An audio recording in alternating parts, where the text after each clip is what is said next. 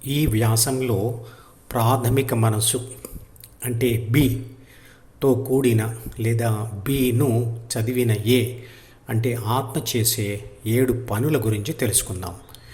బిని చదివిన ఏను ఏబి అని అందాం.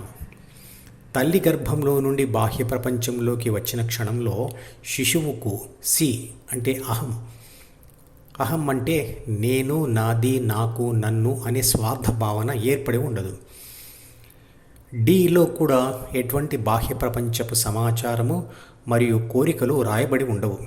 ఆ సమయంలో శిశువు యొక్క 5 జ్ఞానేంద్రియాలు అంటే ఈ మాత్రం పనిచేస్తూనే ఉంటుంది.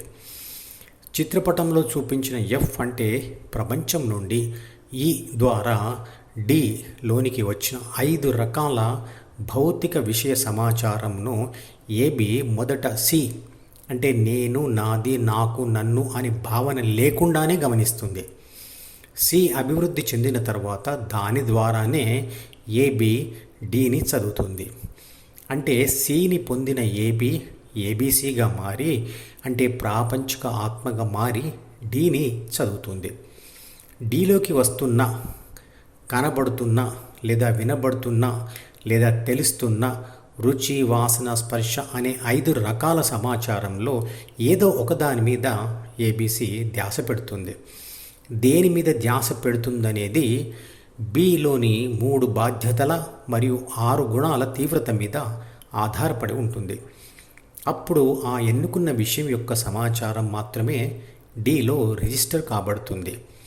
5 జ్ఞానేంద్రియాలలో ఏ జ్ఞానేంద్రియం నుంచి అయితే కోరుకున్న విషయం యొక్క సమాచారం వస్తుందో ఆ జ్ఞానేంద్రియమును ఆ ప్రాపంచిక విషయంపై ఫోకస్ చేసి ఒకదాని సమాచారంను మాత్రమే రిసీవ్ చేసుకుంటుంది. ఉదాహరణకు కోరుకున్నది దృశ్యం అయితే కళ్ళ లోపలి లెన్స్ యొక్క ఫోకల్ లెంత్ని అడ్జస్ట్ చేసి కనబడుతున్న దృశ్యంలోని ఒక రూపాన్ని మాత్రమే రిసీవ్ చేసుకుంటుంది.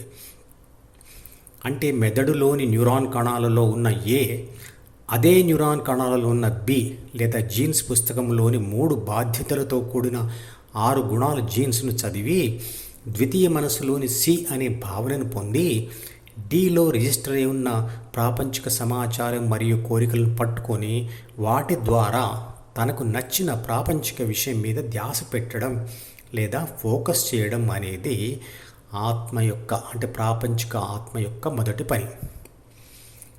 ఏబిసి అంటే ప్రాపంచిక ఆత్మ గాఢ నిద్రలో తప్ప ఇతర సమయాల్లో ఏదో ఒక దాని మీద ధ్యాస పెట్టకుండా ఉండలేదు. అయితే డిలోని గత ఆలోచనల మీద లేదా జ్ఞానేంద్రియాల ద్వారా వస్తున్న ప్రస్తుత బాహ్య ప్రపంచం మీద లేదా ధ్యానంలో ఉన్నప్పుడు హృదయం మీద ధ్యాస పెడుతుంది. ఇక ఏబిసి యొక్క రెండవ పని ప్రపంచం నుండి జ్ఞానేంద్రియాల ద్వారా డిలోకి వచ్చిన సమాచారం మీద ఫోకస్ చేసి కావలసిన దానిని సెలెక్ట్ చేసి గ్రహించడంతోనే దానిని అనుభవించడం జరుగుతుంది.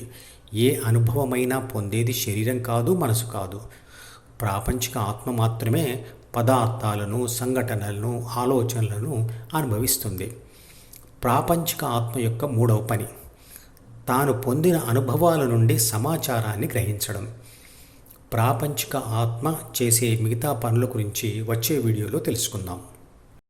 ఈ మధుపదం యూట్యూబ్ ఛానల్ వీడియోని సబ్స్క్రైబ్ చేసి గంట గుర్తును నొక్కి ఆల్ని సెలెక్ట్ చేసి ప్రతిరోజు యూట్యూబ్ ఓపెన్ చేసి అడుగున ఉన్న సబ్స్క్రిప్షన్ బటన్ నొక్కితే అన్ని లేటెస్ట్ వీడియోలు చూడవచ్చు.